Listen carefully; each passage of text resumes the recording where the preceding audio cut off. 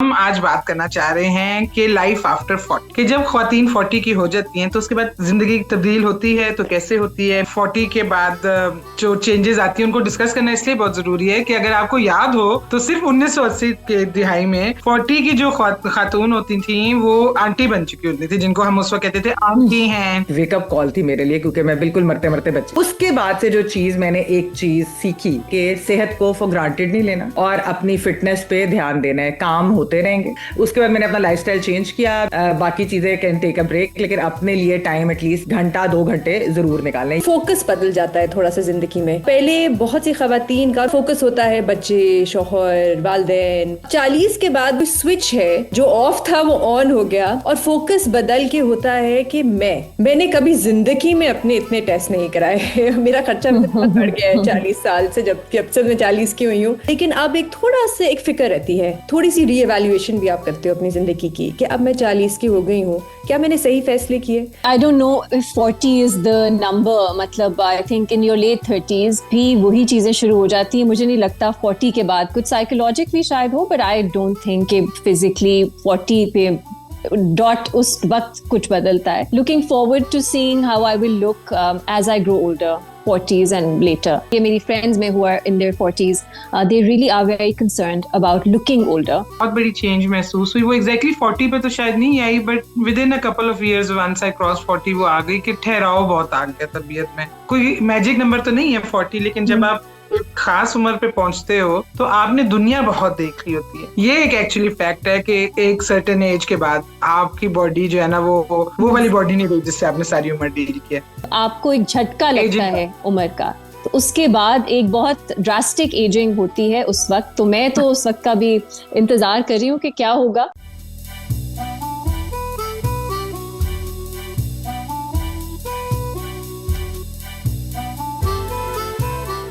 Hello, अस्सलाम वालेकुम, welcome back to औरत कार्ड। और आज हम जो बात करने लगे हैं वो है, हमने पहले भी की थी जब हमारा शो पहले आ रहा था इस ब्रेक से पहले, तो हमने एक बात की थी एजिंग पे कि ख्वातीन की जब उम्र बढ़ रही होती है तो क्या होता है और वो कैसा फील होता है।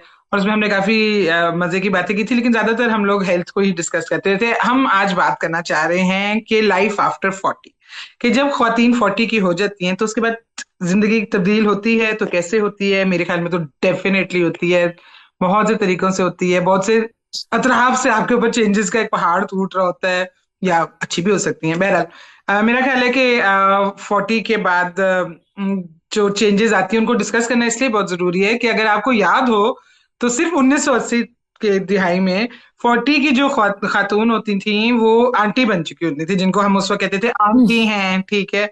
और हम भी आंटीज ही हैं वैसे बच्चों की फ्रेंड्स के लिए। मुझे अभी भी शौक लगता है जब मुझे वो आंटी कहते हैं, बट हम हैं आंटी।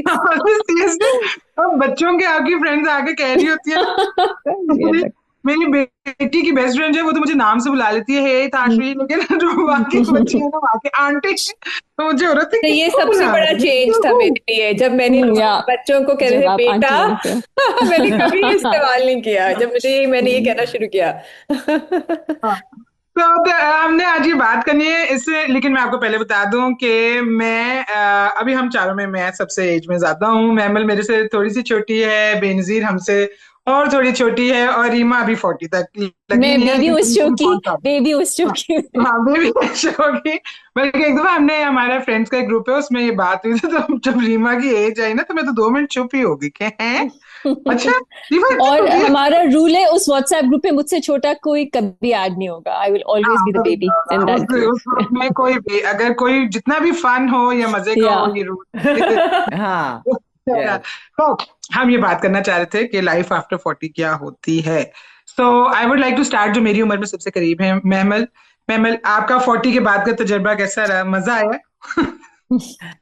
नताशा, एक्चुअली ये कि जब वैसे 40 हुए तो उस वक्त तो खैर कोविड आ गया था, तो वो एक वैसे ही एक अजीबोगरीब सा वो टाइम गुजरा था। 2020 की बात कर रही हूँ। लेकिन मुझे जो सबसे ज्यादा शौक मिला ना इस साल, जब मैं अभी 45 की मैं इस साल हुई हूँ, लेकिन उस वक्त जनवरी की बात है, तो चंद महीनों बाद मैंने होना था 45 का। तो मुझे एक सेहत का जो है वो शौक इस तरह का लगा कि एक वेकअप कॉल थी मेरे लिए, क्योंकि मैं बिल्कुल मरते मरते बच गई। तो वो जब बिल्कुल आप इतने क्लोज ब्रश विद डेथ हो, तो उसके बाद एक झटका तो लगता है। क्योंकि हमारे खानदान में, मैं वैसे बताती चलूँ कि हमारे खानदान में डायबिटीज ऑलमोस्ट हर बंदे को, इंटर मैरिजेस बहुत है, दादा दादी फर्स्ट कजन थे, अम्मी अब्बू फर्स्ट कजन थे। तो उसकी वजह से जो एक शुगर कहते हैं ना हमारे यहाँ, तो इसको शुगर का तोहफा हमें खानदानी मिला। तो खैर उसको कभी सीरियसली लिया ही नहीं। वो 2 ढाई 3 साल पहले टेस्ट कराया था, उसमें ठीक था A1C।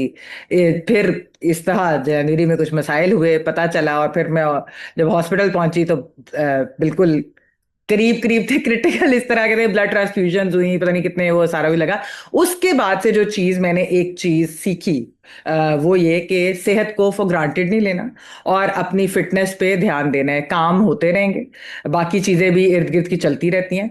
जब तक आप अपनी सेहत के बगैर कुछ है नहीं, इन द सेंस कि वो जो 10 15 दिन ऐसे थे कि जिसमें मुझे लगा कि मैं कुछ कर ही नहीं पा रही, यानी कि एक्चुअली अगर मुझे कुछ हो जाता अचानक से तो फिर क्या होता, जिंदगी तो खत्म हो जाती। तो इसका मतलब है कि मैं बाकी दुनिया के लिए भी करती रही, काम शाम भी करती रही, लेकिन तो अब उसके बाद मैंने अपना लाइफस्टाइल चेंज किया। मैं अब जो है 5 days a week strength training करती हूँ। मैंने अपने खानों में मीठा और सारी कार्ब्स निकाल दी है, रोटी चावल पास्ता वगैरह सब कुछ निकाल दिया है, और मैं बड़ी एक हेल्दी लाइफस्टाइल और उसकी वजह से जो वो चल रही। तो आई थिंक हमारे ये व्यूअर्स ये देख भी सकते होंगे, Mahmal has lost so much weight, she is the fittest I have ever seen her, और आई हैव हाँ, known her for over a नहीं डेकेड। मेरे मियाँ के लिए भी, मैं उस वो भी मुझे यही कहता है, तुम्हें मैंने इतना फिट तो शादी पे भी नहीं देखा था, मुझे शादी बड़ा से तो मेरा अफसोस कुछ। होता है क्योंकि अब हम एमएल के घर जाते हैं तो सिर्फ वो अंडे खा रही होती है।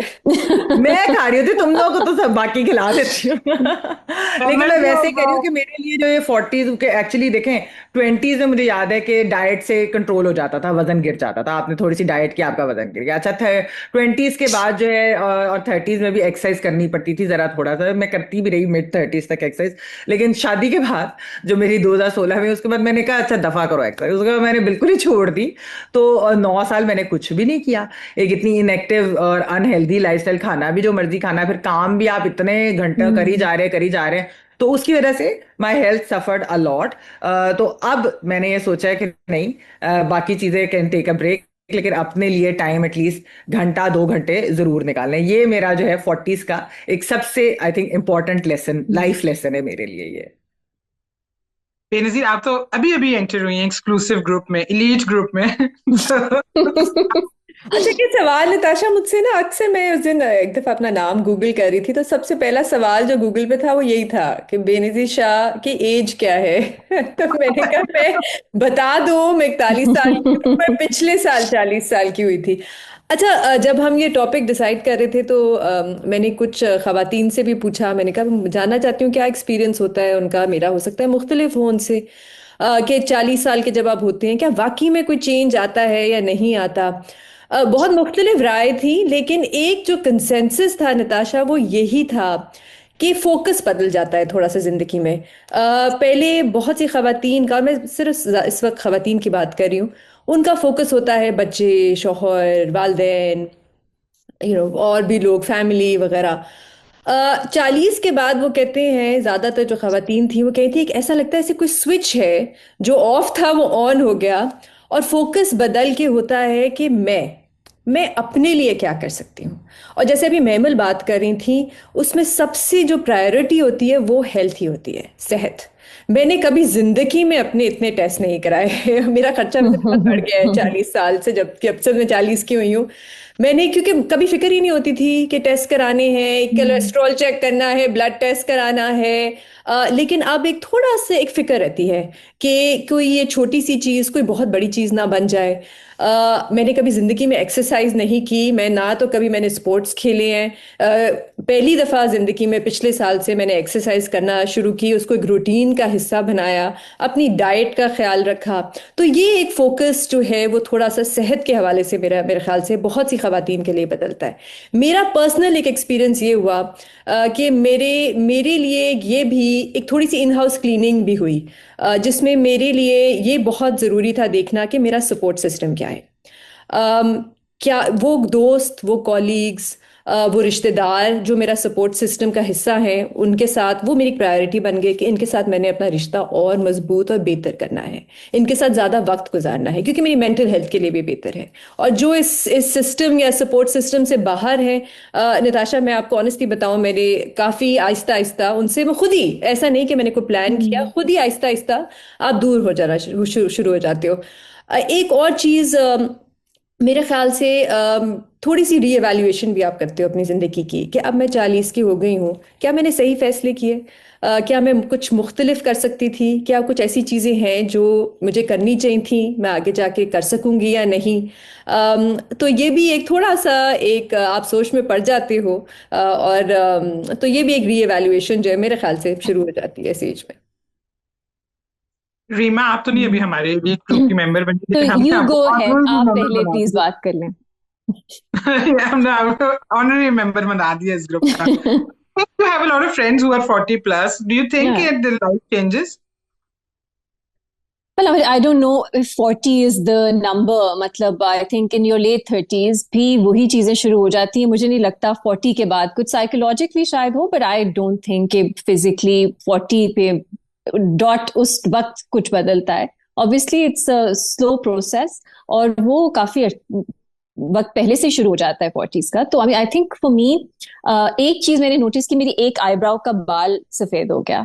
वो मेरे लिए बहुत शॉकिंग चीज थी। पता नहीं, कभी मैंने नहीं सोचा था आईब्राउ का बाल, तो वो मुझे हुआ ओके, आई एम एजिंग। इसके अलावा physically I am very low maintenance, मुझे उसका उतना नहीं होता। I am looking forward to seeing how I will look as I grow older, 40s and later. So वो एक चीज है जो एटलीस्ट मुझ में इस वक्त नहीं है, शायद बाद में कभी आ जाए। तो उस लिहाज से I am very content. So ये एक बहुत चीज होती है मेरी फ्रेंड्स में who are in their 40s, they really are very concerned about looking older. तो मुझे एटलीस्ट वो नहीं है, मैं peace with this and I'm, जैसे मैंने कहा, looking forward to seeing how I look as I turn 40, 50, so on. Health का बहुत ज्यादा है और वो कुछ साल पहले से ही I decided to focus on my health. And मैंने जिंदगी में कभी एक्सरसाइज नहीं की। स्पोर्ट्स की क्लास में आई वाज दैट स्टूडेंट जो छुप जाती थी या दूर कहीं बहाना बना लेती थी कि पेट में दर्द है ताकि भागना ना पड़े। I was that inactive actually, पर वो मैंने थोड़ा अपने बारे में चेंज किया। I had a baby recently, तो ऑब्वियसली उसके बाद से और चीजें हैं fitness wise, health wise. I had to make certain decisions. वापस जिम नहीं जा सकती अभी, लेकिन I will. I think that's become a part of my life now. एक मेरे लिए बहुत पॉजिटिव चेंज है, थोड़ा सा इरिटेटिंग भी है for people around me, that I have become very at I am totally at peace with myself and very grateful. तो अक्सर जब कुछ भी छोटा सा, हर एक की जिंदगी में मसाइल आते हैं, कुछ ऐसा होता है, आई ऑलवेज, एकदम मेरे अंदर एक बिल्ट इन मैकेनिज्म है दैट रिमाइंड्स मी कि you are so lucky, you are so privileged, you should not waste your time, you know, thinking about these things या being unhappy. Just count your blessings. और honestly लगता है मैं TED talk दे रही हूँ, लेकिन मेरे लिए ये एक it's a part of my life now. I feel very very privileged and grateful जो भी मेरे पास है उसके लिए। तो ये एक बहुत बड़ा चेंज है, क्योंकि पहले होता था मैं एक टेम्परामेंटल इंसान थी, एंजाइटी, ये सब चीजें हो, लेकिन अब वो ऑलमोस्ट मैं बहुत ज़ेन हो गई हूँ इन सब चीज़ों के बारे में।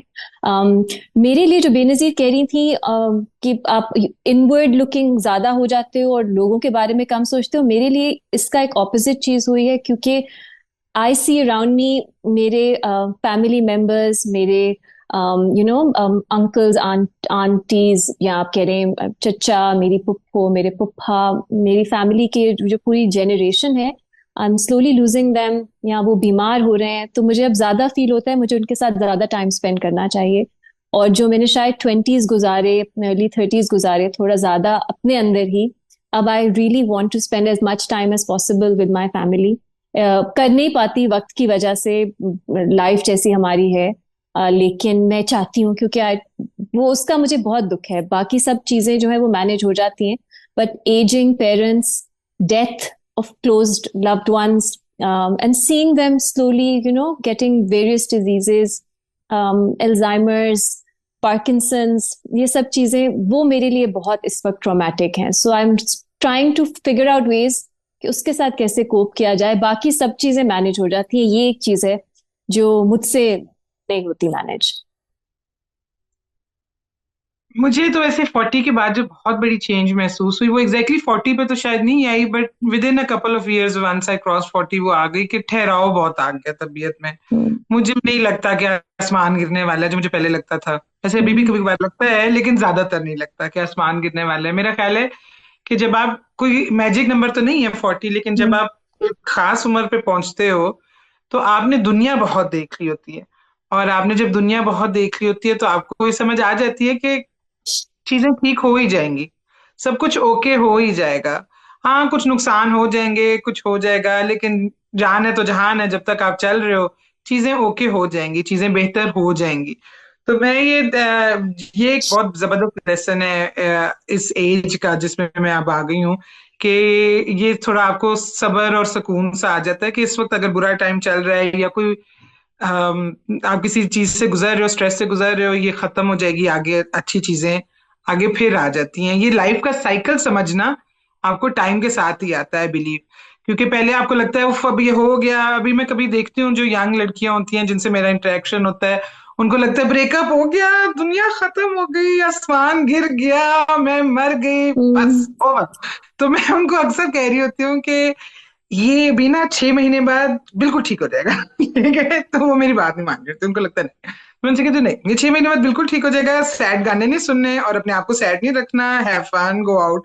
लेकिन वो इसलिए कि ये लाइफ का साइकिल जो है ये गुजारने से ही आपको पता चलता है कि बुरे वक्त भी टल जाते हैं। तो आप, मेरा ख्याल है 40s में जो सबसे अच्छी चीज आपके साथ होती है वो ये होती है कि आपको ये इक्विप आप हो जाते हो, आपको ये टूल्स मिल जाते हैं to deal with life and उसके अप्स एंड डाउन्स। आप थोड़े जरा पीछे खड़े होकर पूरी पिक्चर देख सकते हो और आप थोड़े रिलैक्स हो जाते हो। ये मेरे नजदीक है, हर एक के साथ ऑफ कोर्स ऐसे नहीं होता।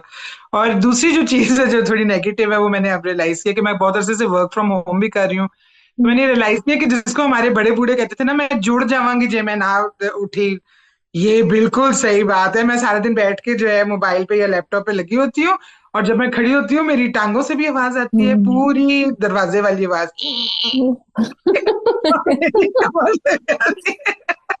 अब मुझसे सीधा नहीं खड़ा हो जाता, जुड़ रही हूँ। तो मैंने फिर खैर पहली दफा जिंदगी में वॉक हल्की हल्की शुरू की है, कि मैंने तो आपको नजर ही आ रहा होगा, कभी खास बॉदर नहीं किया, लेकिन वो की है। ये एक एक्चुअली फैक्ट है कि एक सर्टेन एज के बाद आपकी बॉडी जो है ना वो वाली बॉडी नहीं रही जिससे आपने सारी उम्र डील किया। ये कोई और ही बंदा है, अब इसको और तरीके से डील करो। ये कोई और ही औरत है, इसको और तरीके से डील करो, इसको थोड़ा एक्टिव रखो, ये अब जरूरी है। तो बहरहाल, आपको अगर हमारी वीडियो अच्छी लगी तो प्लीज लाइक कीजिएगा, चैनल को सब्सक्राइब कीजिएगा। एक हमने सेकंड ये में एक और वीडियो, बात ऐड कर दूं हाँ, before your ending about you.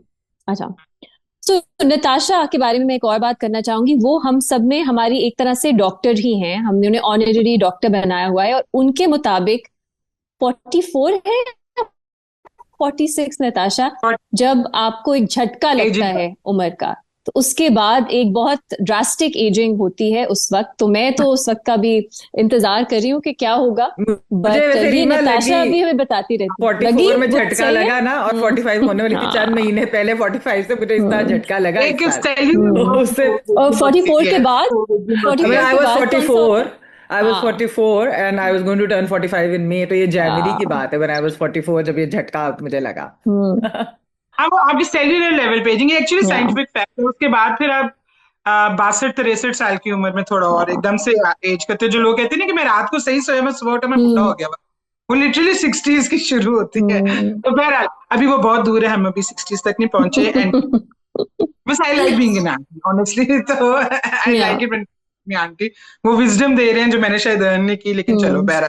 अगर आपको हमारी वीडियो पसंद आई तो प्लीज लाइक कीजिएगा, चैनल को सब्सक्राइब कर लें। हमने ये वीडियो इसलिए की है ताकि we want to talk about all the aspects of being a woman in Pakistan. तो सारे हम्म। एस्पेक्ट्स हैं, हमने आगे भी हम इस पे करेंगे एक दो और वीडियोस, थोड़ी सी कंट्रोवर्शियल वीडियोस भी करेंगे, जो कि टॉपिक्स आपको शायद लगे कि ये टैबू हैं, ये क्यों डिस्कस हो रहे हैं। हमने पहले भी एक दफा पैड्स का रिव्यू किया था, हम आगे भी बात करेंगे। ये मेरा ख्याल है कि 40s में आपके साइकिल्स बहुत चेंज हो जाते हैं, इस पे भी बात होनी चाहिए। लोगों की परसेप्शन आपके बारे में अजीब सी हो जाती है, जैसे आप पता नहीं क्या बन गए हो, शायद कोई बला बन गए हो। बहरहाल, to come back to the point, हम ऐसी चीजें और भी डिस्कस करेंगे। विल टॉक अबाउट मैरिज, और कि 40 साल की उम्र में या एक खास सालों के बाद आपको शायद मैरिज से थोड़ी सी डिससेटिस्फेक्शन शुरू हो जाती है। शायद ये सबके लिए सच नहीं है, लेकिन कुछ औरतों के लिए सच है। बट बहरहाल, thank you for watching Aurat card. Please tune in next week for our videos. Thank you.